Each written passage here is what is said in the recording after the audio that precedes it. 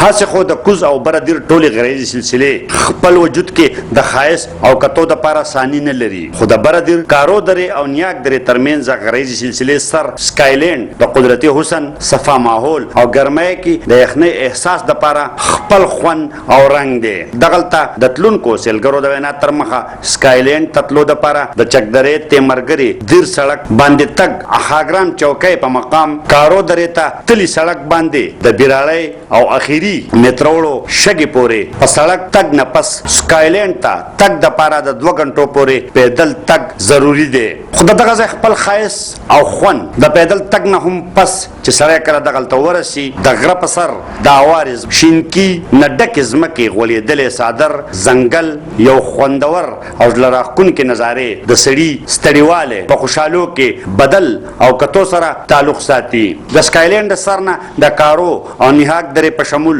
سوات طرف ته پیوچار علاقې کتلی کیږي. د سکائی لینډ په مقام د ماحول صفائی د اسمان خپل قدرتي رنگ نظارې او دغه ځای قدرتي خایس خوندونه اخستو د پاره دغلته د تلونکو سیلګرو وینا ده چې د سړک په جوړښت توجه دغه ځای د ملک د سیلګرۍ دپاره مشهور